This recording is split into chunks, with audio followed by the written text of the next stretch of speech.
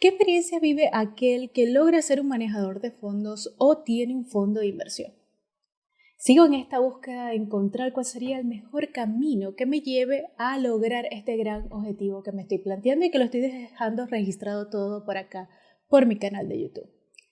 Hoy invité a un café a una persona que estoy segura me va a aclarar esta duda y me va a dar un brief de cómo sería la vida de una persona o el día a día, qué tan distinto sería de lo que hago yo con mi pequeño fondo de inversión o mi pequeño fondo de inversión privado, a lo que sería tener o ya ser un poco más grande y tener un fondo de inversión público.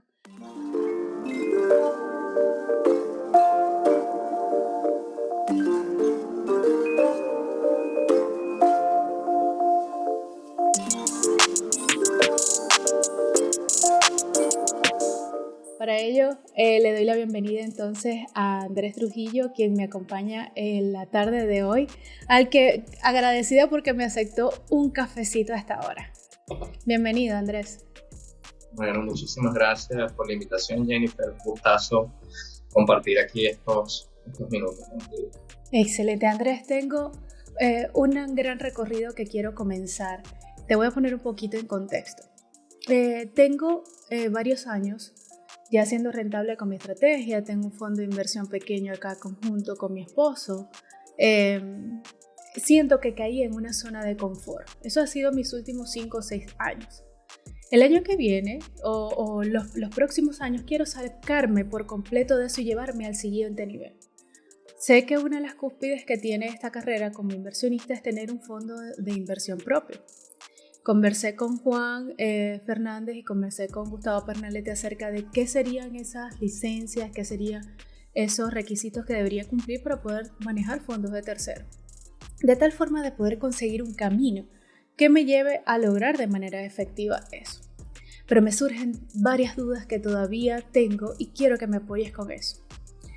Una de ellas, o la primera que me surge es ¿cómo identifico que ya dejo de ser un trader retail y ahora soy un trader profesional?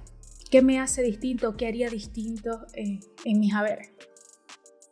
Bueno, buenísimo. Esta es una excelente pregunta, Jennifer. Mira, la realidad es que desde mi perspectiva lo que hace diferente un trader individual a otro profesional es que dos cosas te diría, ¿no? La primera sería el tema de riesgo y la cuantificación de riesgo. Al menos te hablo como lo veo yo. Un trader profesional entiende en todo momento el riesgo al que está sometiendo su cartera. Y ese riesgo al que está sometiendo su cartera te lo mide con decimales. Es decir, como en el mercado como en la vida, son pocas cosas las que podemos controlar. Nosotros no podemos controlar lo que sucede en el mercado. De hecho, hablan de que hay unas 14.000 variables que pueden impactar el movimiento de una cotización, desde un tuit de un presidente, como sucedía en el pasado con Trump, hasta una guerra, hasta un anuncio de un CEO, hasta una política monetaria. Modelar eso, como entendemos los humanos, tratar de modelarlo en una hoja de Excel es básicamente imposible. Entonces, los fenómenos externos nosotros no los podemos controlar. Esa es la realidad. Pero el control viene desde un punto de vista endógeno, nuestra operativa. Entonces, un gestor profesional sabe en todo momento cuánto está arriesgando y qué sucede si pasa lo peor. Si tú me preguntas a mí, Andrés, hoy, ¿cuánto estás arriesgando? Yo te sé responder con decimales, ¿cuánto perderías si sucede lo peor en mi cartera? Entonces, buenísimo. Yo creo que eso es algo muy, muy distinto a cómo opera la gente a nivel individual, donde asumen muchísimos más riesgos, piensa más en lo que puede ganar que en lo que puede perder. Ese es el primer punto. Y el segundo punto, que yo creo que es un atributo de los gestores de fondos, los traders exitosos, es preparación. Cuando te hablo de preparación, no es preparación académica. Para mí la preparación académica aquí llega hasta un punto y ya son otras habilidades y otros atributos que tú tienes que desarrollar.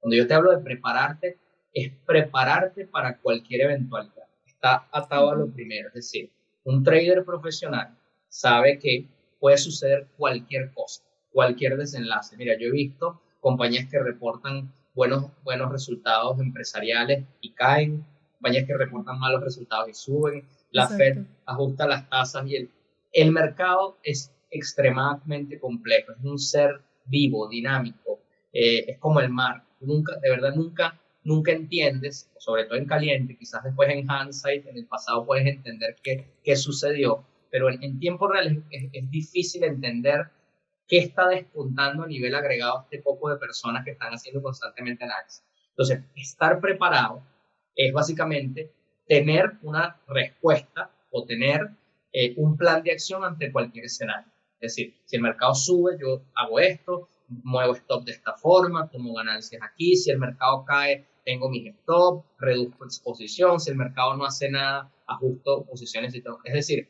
estar preparado y gestionar riesgo. Para mí, esos son dos elementos claves que diferencian al principiante del profesional. El principiante siempre piensa en todo lo que se puede ganar, el profesional siempre piensa en todo lo que puede perder. Esa es la realidad. Sí, mira, es uno de los temas que más me apasiona a mí, yo le digo a mis muchachos que yo soy una advertencia de riesgo caminante, porque yo le digo, ¿sabes qué? Lo que podemos ganar es potencial, el riesgo es seguro si nosotros lo sabemos manejar. Entonces es como que, mira, soy súper tajante con eso. Entonces voy a rescatar dos cositas que dijiste. Es el riesgo, saberlo manejar en los distintos escenarios y tener un plan de acción para cada escenario potencial que pueda presentarse dentro de la bolsa. Entonces, allí pasamos o vamos comenzando a subir de nivel en el tema y obviamente ya ahí estamos trabajando con capitales de terceros. Ahí estamos manejando un volumen más de capital y obviamente tenemos una mayor responsabilidad en cuanto al riesgo, ¿cierto? Sin duda. Ahora, en cuestiones de activos, yo actualmente manejo indexados, manejo ETFs, manejo acciones, una selección de acciones, pero desde el punto de vista growth y value, o sea, tengo una cartera manejada allí. ¿Qué tan distinto es una cartera? Ojo, esta es la parte inversión, porque en la parte especulativa lo hago con divisas y con small cap, con acciones small cap. Pero la parte de inversión, ¿qué tanto se alejaría de lo que podría manejar como fondo de inversión grande, público, a lo que hago ahorita con mi pequeña cartera? Claro. Bueno, esa es otra pregunta súper interesante, ¿no? Porque muchas veces, Jennifer, la realidad es que quizás el entendimiento que tú puedas tener del mercado, tu tolerancia al riesgo, por todos tus años de aprendizaje, por tu curva, puede ser completamente distinto al de los clientes, ¿no? Cuando tú empiezas a manejar dinero de clientes de alto valor patrimonial, eh, por las reducciones de capital o los drawdowns, como le dicen en inglés, son un tema, ¿no? Entonces tú empiezas a pensar en estructurar como portafolio, ¿no? Donde puedes tener tu dinamismo en distintas clases de activos, pero piensas más en términos globales donde el elemento riesgo y la posibilidad de reducir capital es lo más importante. Te cuento cómo lo hacemos nosotros. Nosotros tratamos de estructurar portafolios, bueno, que tengan un poquito de todo. Ray Dalio dice que el santo grial de las inversiones es tener un flujo descorrelacionados de activos. ¿Qué son flujos descorrelacionados de activos? Bueno, tú tienes una pata en cripto, que cuando digo una pata es algo interesante pero pequeño que le da picante al portafolio. Tú tienes una pata en bonos, tienes una pata en oro, tú tienes quizás una exposición a alguna colocación privada, tú tienes tus acciones que las puedes manejar más dinámico, pero tratas de darle balance. ¿Por qué te digo esto? Mira, yo a un cliente mío, yo considero que una reducción de capital de 10, 15%, al menos para mí sería completamente manejable, pero para un cliente mío no. Y mientras mi cliente es mayor en edad, es peor, es mucha más dolorosa. Entonces, ese entendimiento de que nuestros perfiles son completamente distintos y que llega un punto donde si tú sigues creciendo como fondo, tú no te vas a poder adaptar a las necesidades de tu cliente, a todos tus clientes. Tú vas a tener que tener como una línea de desarrollo de tu estrategia. Como tú no te vas a poder adaptar a las necesidades de tus clientes uno a uno, a la medida, en la medida que creces, bueno, tienes que empezar a considerar el tema del riesgo de los portafolios. De nuevo, el mismo argumento, ¿cuánto puede perder mi cliente? Porque como es el perfil de estas personas, de gente más avanzada en edad, quizás, que tiene menos tiempo para recuperarse de una adversidad, la película es completamente distinta. Eso si me preguntas, como gestor de fondos, para clientes de alto valor patrimonial. Si te digo para mí o para gente que quizás, o manejando dineros de gente que tienen un perfil más joven, bueno, obviamente las consideraciones son completamente distintas. Entonces, Excelente. en conclusión, es ese entendimiento de, yo sé que eso suena al lugar común, ¿no? El tema de que la tolerancia al riesgo, pero créeme que es así, o sea, es completamente así. Quizás tú, para ti 10% de reducción de capitales, tranquila, duerme, y capaz para mí no, capaz a mí me genera ansiedad, no duermo, hace que tome decisiones equivocadas, y algunos te dirán, no, mira, mi umbral está en 30. Como regla que me enseñó hace a mí unos años un mentor, me dijo algo, como que lo que te digan es la máxima reducción de capital que están dispuestos a tolerar, divídelo entre dos. Entonces, si un cliente te dice que puede aceptar 10%, la realidad es que él te va a aceptar 5. Si te dice que te puede aceptar 20, la realidad es que va a ser 10. Entonces, bueno, eso es una pequeña anécdota y un pequeño truco que he tenido presente Que te ha de hace un tiempo. funcionado. Sí, sí, sí. Qué bueno. Mira, me hiciste acordar algo. Me mencionaste a Ray Dalio. Su teoría es una de las que más estudio a la hora de la creación de portafolios. Me encanta su visión de poder tener distintas estaciones y que seguir rindiendo. Pero la realidad es que hay algo que me hace mucho ruido. Los inversores o las personas que confían los fondos a terceros, los que se han vuelto millonarios están ya debajo de tierra. Dicen de que dentro, Ray Dalio puede tener un desempeño increíble dentro de su cartera, pero las personas que aportan a su fondo ya han fallecido. ¿Qué piensas acerca de eso? Pero no te entiendo la pregunta puntualmente. Si me la puedes elaborar nuevamente, ¿te refieres a los clientes de los Los gestores de clientes, fondos? sí, los clientes. Ajá. Ok, y te refieres a que los clientes de los gestores de fondos ya no están para capturar los retornos de estos gestores. Sí, cuando el gestor tiene un desempeño increíble, el Ujú. cliente o se sale antes o vende las acciones, Ah, decide, toma ya, acciones, ya, ya, que, ya. que aquel que se hubiese quedado con durante todo el desempeño hubiese aprovechado de los beneficios, pero hoy estaría difunto, estaría muerto. Es así. Bueno, entiendo ya, y son dos cosas que tú estás tratando de atajar. Uno, que los rendimientos se hacen interesantes de mediano a largo plazo, ¿no? Cuando empiezas a jugar el interés compuesto. Creo que vas por ahí, ¿no? Tú no puedes Correcto, jugar una estrategia de inversión por un año. De correcto. hecho, el año pasado, por ejemplo, es una observación atípica porque yo mucha gente que conozco que desconoce el mercado le fue muy, muy bien, hizo mucho dinero. Ujú. Entonces, un año no funciona para medir al gestor, ¿no? Ese es el primer punto. Estoy totalmente de acuerdo contigo. Para mí, para tú medir al gestor, tienes que ver por lo menos un track record de 5 años. Para mí, ese Correcto. 5 años es una ventana que te permite entender, entre comillas, distintos momentos de mercado. Tú quieres que tu gestor tenga buen desempeño cuando hay COVID, pero también cuando hay mercado alcista, pero también en un año como este, que el mercado es lateral. O sea, que se mueva bien en todos los entornos, porque al final, como dicen, no confundas un bull market con inteligencia. Cuando todo sube es muy fácil hacer dinero. Obvio. Tú te ponen a prueba cuando las cosas empiezan a colapsar. Y lo segundo que tú dices es el tema de que los clientes se salen, entran, y la realidad es que independientemente del gestor o que las líneas ascendentes nunca son en línea recta, valga la redundancia. Es decir, los gestores de fondos eh, se mueven, pero en curvas que oscilan. Y cuando tú lo ves en el pasado y tú dices, no, bueno, Ray Dalio hizo tanto por ciento en 5 años, sí, pero la realidad es que tuvo reducciones de capital donde probablemente los clientes se le molestaron, donde los clientes se fueron, donde mucha gente no confía en su capacidad y su estrategia. Y bueno, es así, pues es parte del negocio, y los que tienen la paciencia, el entendimiento, sobre todo los gestores que se comunican muy bien con sus clientes, que son capaces de Buenísimo. transmitirles la tranquilidad, que son capaces porque al final hay una simetría de información brutal, Jennifer. O sea, tú entiendes el mercado y tú entiendes que este año, pues a pesar de que los índices están arriba, aguas abajo en crecimiento, las cosas no están funcionando, pero eso lo entiendes tú. El cliente no entiende eso. El cliente ve que el S&P cerró 25% al año y por qué nosotros no estamos 30% en el año.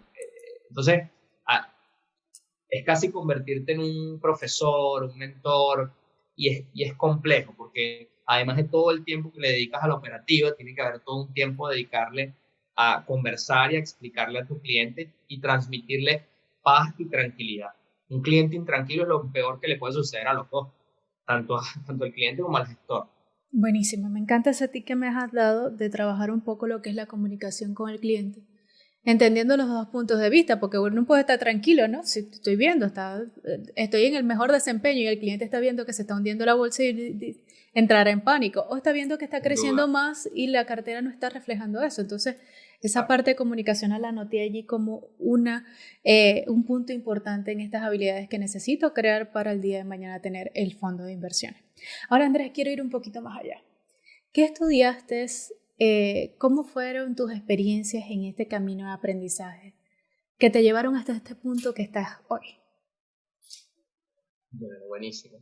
Mira, yo tengo en este negocio, Jennifer, más de 10 años. Yo soy bastante joven, yo tengo 33 años, por empezar a los 21, 22 años. Pero la realidad es que tuve suerte porque he tenido la oportunidad de participar desde distintas áreas. Y te explico. Yo empecé trabajando en el Banco Central, 2008-2009, crisis financiera, oficina de estudios internacionales, analista. Entonces, mi primera aproximación con los mercados fue analista de research, estudiar. Después pasé a una firma privada donde hicimos bonos y lo que hacíamos era operar bonos de alto riesgo. Turquía, Ucrania, Venezuela, Argentina. Y ahí lo que hice fue desempeñarme como economista, estudiando macro, estudiando política y tomando decisiones en base a macroeconomía, muy parecido a Ray Dalio, que te gusta bastante. Ahí estuve unos cuantos años, terminé como analista senior. Entonces empecé analista junior, analista senior y después empecé a participar en una firma, que es donde estoy actualmente, en Mendio, ya casi tengo 10 años, 9 años, donde, bueno, empecé como contralor de riesgo, como simplemente andar pendiente y decirle a mis gestores de portafolio y al jefe de investigación y de estrategia, decirle, mira, estamos así expuestos, como andar pendiente de ese elemento que quizás uno cuando está en calor y operando el mercado lo subestima. Mira, tenemos tanto abierto, cuidado, si las cosas salen mal nos vamos a ir tanto abajo. Después me desempeñé como trader, ejecutando órdenes, es decir, trader, cuando digo trader en la esencia, el trader que es un colocador de órdenes, o sea, comprar al mejor precio posible, ya sean bonos, acciones. Bueno, ya unos años después ya estoy a cargo, al menos para los clientes de la TAM, de Latinoamérica, de las carteras. Pues ya soy como el supervisor de las estrategias que aplicamos en las carteras. Entonces, a nivel laboral para mí ha sido súper chévere porque he tenido esa oportunidad de recorrer todo, de entender qué habilidades requiere cada área. Bueno, y a nivel académico, he tenido suerte de nuevo porque tú sabes que uno cuando está muy joven en realidad uno no sabe qué es lo que quiere hacer. Y uno dice que toma decisiones informadas, pero eso es una gran mentira, ¿no? Uno se deja influenciar por terceros, padres, lo que dice el mundo, cualquier cosa, pero yo tuve suerte. O sea, elegí economía, eso me vinculó a las finanzas, por ahí me fui por el mercado, conocí un amigo que era analista técnico y nos convertimos en los primeros analistas técnicos en Venezuela. Entonces, al final ha sido todo muy orgánico y bueno, y bastante agradecido, ¿no? No, es tremenda experiencia. Yo sabía que escogía a personas bastante experimentadas con bastante experiencia dentro de los mercados que me podían ayudar en este camino. Ahora quiero entrar un poquito más en tu experiencia. ¿Cuáles han sido los errores que cometiste en este camino? Que tú me puedes decir, mira Jennifer, yo cometí este error, tal vez a lo mejor lo pueda cometer en el futuro, pero ya sé de esta manera cómo repararlo. Y que a lo mejor te pueden pasar a ti también en este camino que estás recorriendo. Sí, por supuesto. Bueno, esa pregunta me encanta, porque la realidad, Jennifer, es que como he estado algún tiempo vinculado a los mercados, los he cometido todos. O sea, ¿qué te digo todo? Desde, a ver, empecé hablándote del riesgo, de que el riesgo era lo más importante. Bueno, yo cometí excesos de errores de riesgo, sobreexponiendo la cuenta a productos apalancados, o sea, desde comprar el 60-70% de la cuenta en un producto triple apalancado. Es las típicas cosas que uno hace cuando no tiene ni idea de lo que está manejando. No entendíamos los productos que comprábamos. Estos productos apalancados tienden a lo llaman en inglés unos decays, donde básicamente ellos van reduciendo su valor producto. Generalmente están vinculados a futuros, entonces esos productos van reduciendo su valor en el tiempo. El punto es que son productos que estructuralmente son fallos y si tú los mantienes mucho tiempo en tu cartera, digamos un triple largo del crudo, un triple largo del VIX, un triple largo del S&P, si tú lo mantienes muchísimo tiempo en tu cartera, bueno, probablemente no vas a tener los resultados esperados. Te dije excesos de riesgo, te dije poco entendimiento de los productos que uno compraba, ego, mucho ego, ese tema de tratar de predecir y ese afán de tratar de entender qué va a ser el mercado, también lo apliqué completamente. Como yo era economista, me consideraba medianamente inteligente, decía, bueno, yo tengo que entender por qué suceden las cosas. Y el mercado se ha encargado de darme una dosis de humildad y decirme, no, tú no vas a entender nunca por qué suceden las cosas, sino después que pasan, y tú lo que tienes que hacer es reaccionar. El mercado, al menos como lo siento yo, intelectualmente hace humilde a muchísima gente, ¿no? Porque es un monstruo tan complejo que ni las mentes más brillantes lo han podido descifrar, ¿no? De hecho, las mentes más brillantes generalmente fracasan porque tienen problemas de ego, porque buscan soluciones más complejas de las que hay. Pero bueno, ego, tratar de predecir en vez de reaccionar. Como analista técnico he cometido todos los errores, es decir, desde creer que porque yo raye más el gráfico tengo algo mejor, de creer porque utilice 5 indicadores debajo del precio lo voy a hacer mejor. Todas las estupideces que uno comete cuando está comenzando, creer que un indicador te resuelve el problema. No, es que el MACD, no, es que las bandas de Bollinger. Y la realidad es que entiendes que todos tienen sus atributos y todos tienen sus fallas, pero son complementos del precio. Sí. ¿Y qué es lo que termina sucediendo? Que vuelves al origen. Vuelves al origen donde te enfocas en lo verdaderamente importante. Precio, volumen, quizás algunas medias para suavizar las tendencias, muchísima inteligencia emocional, muchísima disciplina y no es más que eso, y trabajo duro. Pues. Esa es la receta. ¿Cómo haces para manejar ese tema de ego? Yo sé que es una de las cosas que uno como ser humano, yo lo llamo una de las cúspides, que de 3 cumbres que uno tiene en esta vida que escalar, que es la cumbre física, poder dominar esta máquina que somos físicamente, la cumbre mental y la cumbre económica, siendo la cumbre mental un poco más compleja que las otras dos. Tú ya sabes identificar cuando estás en el punto de estoy trabajando desde el ego dentro de los mercados, y cuando lo identificas, ¿qué haces? Mira, esa es una muy buena pregunta, ¿no? Porque al final eso es algo con lo que tú luchas siempre. Y nosotros somos, cuando uno habla del ego, no es eliminar el ego. Tú las emociones no las puedes eliminar. Tú lo que puedes es identificarlas y evitar que perjudiquen tu operativo. Entonces, un ejemplo clásico bueno, mira, a mí me ha pasado, me dedico semanas estudiando un activo, lo compro, 2 días después estoy 8% abajo. Entonces, ¿dónde interfiere el ego? Bueno, en decir, Andrés, no, aguántalo, porque es que el research que tú hiciste es bueno, aguántalo. Entonces ahí es donde tú entiendes que después de estar mucho tiempo en los mercados, expuesto a los mercados, uno tiene que aprender a soltar. Entonces las cosas no salen como pensabas, quizás esta operación no sale como pensabas, la próxima sí. Entonces, el mensaje aquí con esto que te cuento es que no es olvidarte del ego, todos tenemos ego. Esa es una realidad. A nosotros de pequeño nos alimentan el ego. Yo tengo un bebé recién nacido y yo he hecho broma con un amigo de mercado porque le digo, cada vez que el bebé hace algo, uno lo aplaude. ¡Bravo! Bueno, ¿qué estamos haciendo? Alimentándole el ego, literalmente. Exacto. O sea, desde pequeño nos dan lo que queremos, lloramos y nos acercan lo que queremos, somos la Pepsi-Cola del desierto para los padres. Entonces, básicamente que estamos estructurados así.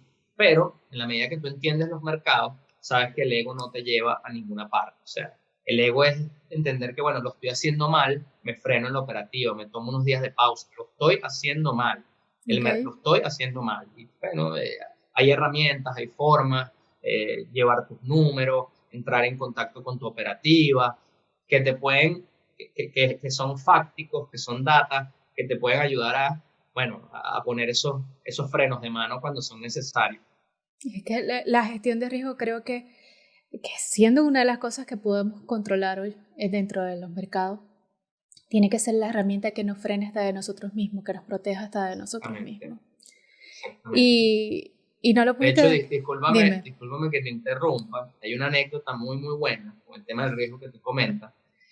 En los bancos de inversión, los bancos grandes, el riesgo es exógeno al trader. O sea, los bancos entienden que los traders no pueden operar y gestionar riesgo a la misma vez porque son cosas como que chocan.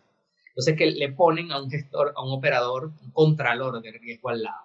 Y la anécdota es muy graciosa porque los traders son muy exitosos en los bancos cuando tienen su contralor de riesgo y cuando se van al mundo privado, se van del banco, operan su cuenta y tú dirías, no, bueno, es que ya él sabe todo, él trabajó 20 años en Goldman Sachs, fracasan y pierden dinero. Y la respuesta es que la clave estaba en ese carajo que todos los días lo molestaba y le decía, mira, te estás excediendo, mira, no puedes comprar esto. Entonces mira qué importante es el riesgo y mira cómo los grandes bancos lo entienden como algo que uno ni siquiera puede controlar. Entonces tiene que haber mucha fuerza de voluntad, son muchos años, muchas horas, quizás muchos errores, para que uno entienda lo importante de respetar el tema riesgo en la operativa y en los mercados. Mira, yo le comento a mis muchachos, a las personas que entreno, que uno como persona individual dentro de los mercados con capital propio, uno tiene que tener 3 personalidades, que es la personalidad del gestor de riesgo, la del trader y la del analista. Y las 3 no funcionan en simultáneo.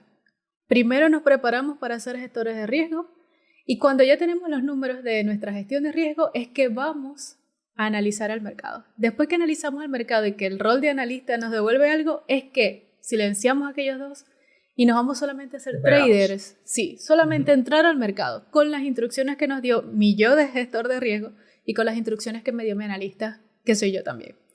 Y eso completamente de acuerdo. Lo saqué también o reflexionando cómo trabajaba la estructura dentro de un fondo de inversiones, cómo era la estructura y los distintos pisos y entendí de que una persona para poder ser exitosa de manera individual dentro de los mercados debía cumplir esos 3 roles separados, jamás unidos. Fíjate esto, me encanta esa idea, Jennifer, y yo voy más allá.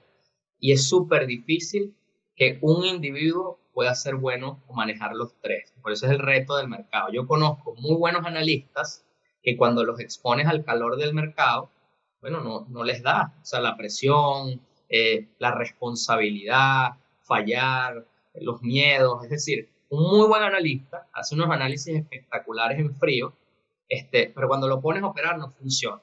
Conozco muy buenos traders, pero traders entendidos con buenas ideas, con una capacidad de ejecutar, o sea, sí, pero que son terribles en gestión de riesgo y te quiebran una cuenta, te la duplican y después te la destruyen, porque no tienen capacidad de gestor de riesgo. Y conozco excelentes gestores de riesgo que se quedan en el tema de riesgo y no son capaces de tomar riesgo, que es la otra arista importante, porque el gestor de riesgo no es que no toma riesgo, es que toma riesgos calculados. Pero si tú estás toda tu vida gestionando riesgo, midiendo, calculando, no te frenas, en el mercado no funciona. Hay momentos donde hay que apretar el acelerador y hay que darle, y hay momentos donde hay que frenar y enfriar las cosas. Entonces, coño, tú pones este ejemplo y fíjate qué complejo. Son 3 roles diametralmente opuestos que los tiene que ejecutar un trader individual. Ahí yo les digo, ¿sabes qué? Enfócate para mí, desde mi punto de vista, para ser exitoso como trader individual, que no poseemos esa estructura de un fondo de inversión, debemos enfocarnos más. Yo creo que un 60, un 70% de gestión de riesgo y capitales. Y ya después lo demás lo dividimos entre trader y analista. Y me dicen, no, pero es que tiene que ser 80% en emociones. Y todo. Yo, no, ya va. Con una gestión de riesgo y capitales en donde tú te pulas y seas experto en manejar el dinero, que es lo único que podemos manejar y controlar dentro de los mercados, te va a ir bien en los otros 2 elementos. Ahora, Andrés, sé que vas a estar participando en el próximo seminario financiero latinoamericano, una de las oportunidades de oro que se presentan de que personas como tú que están atados a normativas, a términos de privacidad dentro de sus trabajos, dentro de su fondo, se han tomado unos minutos para compartir su experiencia, así como te los estás tomando conmigo, y por eso es que estoy más que agradecida porque aceptaras este café. Tu ponencia dentro de ese seminario va a hablar exactamente o va muy correlacionado a lo que estamos conversando ahorita, que son 10 errores que comete el trader, 10 errores costosos, ¿cierto? Quiero no saber qué vas a contar en la ponencia, quiero saber qué te motivó a participar en el seminario. Bueno, fíjate, Jennifer, bueno, lo primero es que participo, refiriéndome al tema de las limitaciones, pero participo donde creo que puedo agregar valor, que es en recortar la curva de aprendizaje de la gente que comienza, entendiendo que, como te dije al comienzo, yo he cometido todos esos errores y probablemente muchos los sigo cometiendo. La realidad, Jennifer, es que hay una diferencia inmensa entre saber lo que tienes que hacer y hacerlo. Es el ejemplo típico que yo siempre coloco. Todo el mundo sabe cuál es la dieta si tú quieres adelgazar, pero ¿cuántos tienen la fuerza de voluntad de hacer una dieta? ¿Cuántos Exacto. tienen la fuerza de voluntad de entrenar? En el mercado no es distinto. Entonces, en el mercado el reto es inmenso porque tienes primero que entender qué es lo que tienes que hacer y después viene la segunda parte de la cumbre, que es hacerlo con la menor cantidad de errores posibles, que siempre van a existir. Entonces, 10 errores costosos, bueno, Juan, que es un buen amigo, que hemos intercambiado encuentros en el pasado, nos invita a participar en este evento que para mí es una iniciativa en Latinoamérica brutal, trayendo Única. ponentes de primer nivel americano. Yo le digo a Juan, Juan, yo creo que la gente no tiene ni idea de quién te estás trayendo tú y quién estás poniendo sobre la mesa. A nosotros, por el lado latino, bueno, sí, somos gestores de fondos, tenemos experiencia en los mercados, pero, o sea, estamos hablando de Kevin Davis, estamos hablando de personas que tienen, wow, o sea, increíble. Y él me invita a participar con el título o la coletilla de herramientas para un trader inteligente. Y bueno, yo dije, qué mejor forma de hacer al trader inteligente que narrándole todos los errores y todos los paradigmas y todos los mitos del trader principiante, que son lugares comunes, ¿no? Al final, a mí me lo explicó, yo tuve la oportunidad de hacer un curso hace muchos años afuera y el profesor decía algo como que, mira, 95% de las personas pierden dinero en los mercados sistemáticamente. Entonces, cuando tú veas en el mercado algo que es un dogma, que es un lugar común, que todo el mundo lo repite, preocúpate, pues si la mayoría pierde dinero, es porque la mayoría piensa igual y la mayoría lo hace mal sistemáticamente. Entonces, la cantidad de cosas que existen en el mercado, como te digo, esos paradigmas, bueno, vamos a irlos desmontando, ¿no? Y te puedo hablar de uno de los errores A costosos, ver, que cuéntame. yo lo llamo un error en términos de expectativa.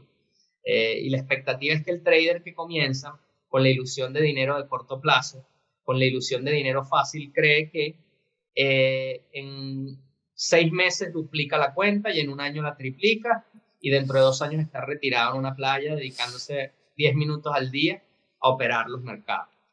Y la realidad es que, mira, yo cito a David Ryan, que es un gestor y un trader que a mí me encanta. Él dice, esta es la manera más difícil de hacer dinero fácil.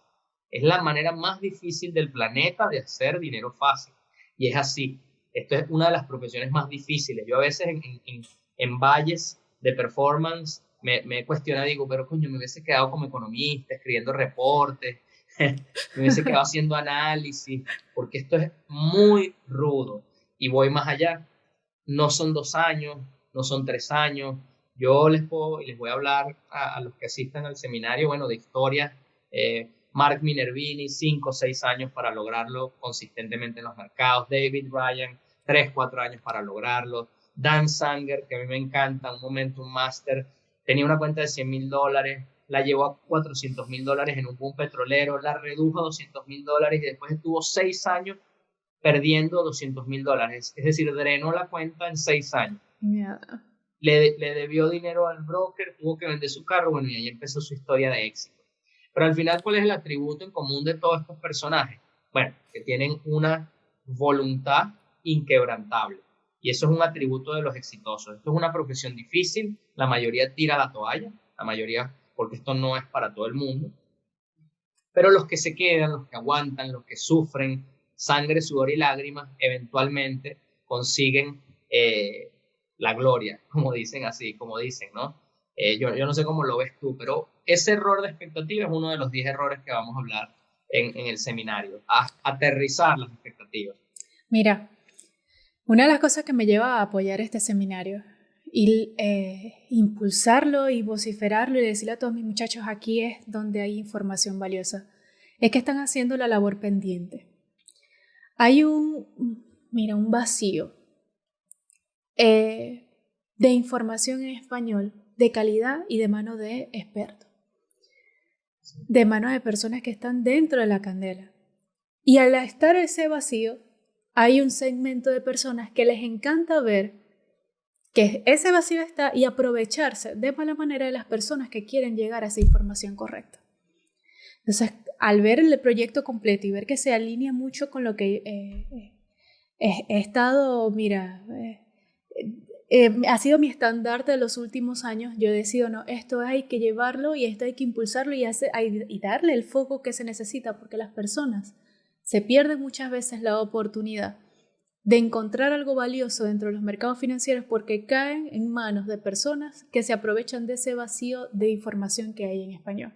Y empiezan y dicen cualquier tontería y la gente dice, ajá, pero si es el único que lo está diciendo y es el único que está mostrando cómo es.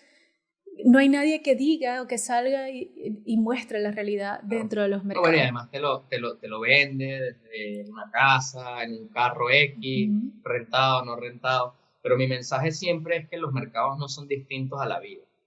Cuando a ti te dicen un negocio de corto plazo donde vas a hacerte millonario de la noche a la mañana, tú piensas que es droga, algo ilegal, prostitución. Es decir, los mercados no es distinto. Hay que trabajar bastante, es bien, bien rudo, es sangre, sudor y lágrimas. Que lo puedes lograr, pero necesitas una determinación brutal. Entonces, el que va a los mercados creyendo que es una forma de resolverse la vida, porque puede abrir una cuenta en un broker, además todo te lo ponen, todos te bajan tanto las barreras de entrada que tú dices, wow, es que esto es muy fácil, abrirme una cuenta es fácil, comprar una acción es fácil, pero la realidad está en que la consistencia, y te puede ir bien un mes, te puede ir bien 2 meses, te puede ir bien 3 meses, pero consistentemente conseguir una operativa que funcione, lógica, que te proteja ante las malas situaciones, que te ayude a capturar las buenas situaciones, eso es trabajo de años. Como un médico se prepara 5 o 7 años, como un abogado se prepara 5 o 7,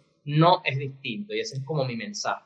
Mira, yo tengo un temor ahorita latente y he estado preparando a mis muchachos, los que entreno de cerca, que están dentro de mi formación día a día compartiendo pantallas conmigo. Y es que esta generación no ha vivido una situación de crisis grave dentro de los mercados. No ha experimentado lo que es un retroceso importante, un debacle en un sector y que eso sea una ficha de dominó, una serie de dominó que cae y que repercute en todas las áreas, desde que los que estamos sentados frente a las pantallas hasta lo que pago de condominio, lo que pago de alquiler por la vivienda. Eso no se ha experimentado en los últimos 8 años, 10 años. Y esta generación no lo está viviendo. ¿Qué le podrías decir a toda esa generación que te puedo asegurar que van a salir muchísimos que dicen, no, pero es que el mercado ha estado en los máximos, qué tal, que no sé qué más, y que no ha vivido ese momento de crisis dentro de los mercados, que no lo ha experimentado? Mira, lo ato con la pregunta inicial, Jennifer. Estar preparado para lo peor. Yo he aprendido que un buen trader es aquel personaje, aquel individuo que es capaz de estar preparado siempre para lo peor, de proteger su peor escenario. De hecho, tú como trader siempre estás protegiendo tu peor escenario. Colocas stop loss, después mueves stop loss. ¿Qué estás haciendo cuando mueves un stop loss? Estás mejorando tu peor escenario. Es decir, antes perdía tanto, ahora pierdo menos.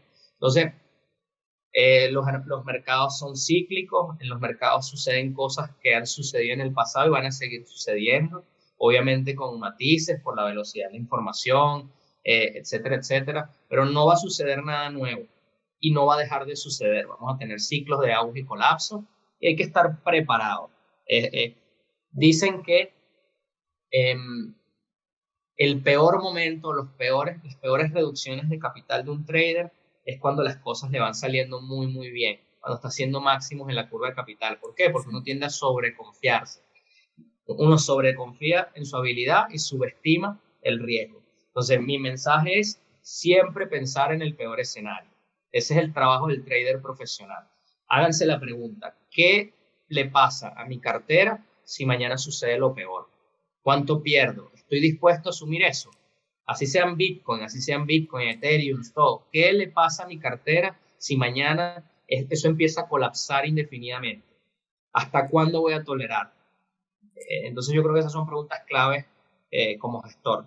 Mira, y le vamos a dar una tarea a las personas que están viendo y que han llegado hasta este segmento.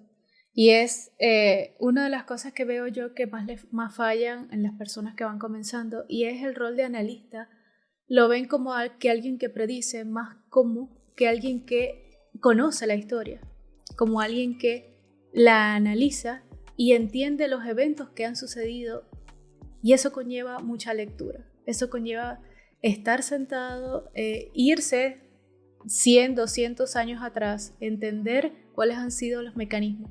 Y yo creo que esa es la milla extra que a muchos les falta por realizar en este camino como traders individuales, como inversores individuales, en donde conocen la historia y obviamente pueden tener un sesgo de lo que puede repetirse o lo que puede darse en distintos grados y con distintos detonantes en el futuro. Entonces la tarea es conocer la historia, conocer qué ha pasado, cuáles han sido los peores escenarios, y entonces unirlo a lo que estás diciendo tú. ¿Qué pasaría si, o qué le pasaría a mi cartera si hoy se presentan los mismos escenarios, los tan catastróficos que se han presentado en el pasado? Andrés, me ha encantado esta conversación contigo, no me equivoqué nuevamente, llevo 3 de 3, donde he dado con las personas que me están apoyando a resolver todas estas dudas, que me llevan a mí al siguiente paso. Estoy decidida a salir de esta zona de confort y llevarme al siguiente nivel en mi carrera como inversionista. Y obviamente me estoy apoyando de personas que están hoy donde yo quiero estar el día de mañana. Agradecida contigo por aceptarme este cafecito, y nos vemos el 28 y el 29 de enero en el seminario. Voy a estar ahí de primera haciendo todas esas preguntas que me surjan. Dudas allí, voy a ser la asistente más puntual de todo el seminario. Excelente, Jennifer. Muchísimas gracias por la invitación. A la orden cuando necesites y bueno, nada, y invitas a tus estudiantes a seguir, ¿no? La resiliencia es un atributo del trader. Siempre seguir inteligentemente, ¿no? Estudiando, entendiendo, un feedback entre tus resultados y tu trabajo. Yo creo que esa es la clave. Así es. Bueno, Andrés, yo me quedo con otras dudas pendientes. Voy a tomar unos puntos resaltantes que aquí me compartió Andrés en esta hermosa entrevista, y me voy a adentrar en un punto que todavía no he tocado. Si bien invierto en empresas que están relacionadas con el mundo de los criptoactivos, aún no poseo un segmento de mi cartera invertido en cripto. Voy a comenzar a conversar en la próxima entrevista con una persona que se ha dedicado a explotar este segmento, y a ver si cambio de opinión y incluyo las criptomonedas o los criptoactivos en mis carteras de inversión. Nos vemos en el siguiente video, muchachos.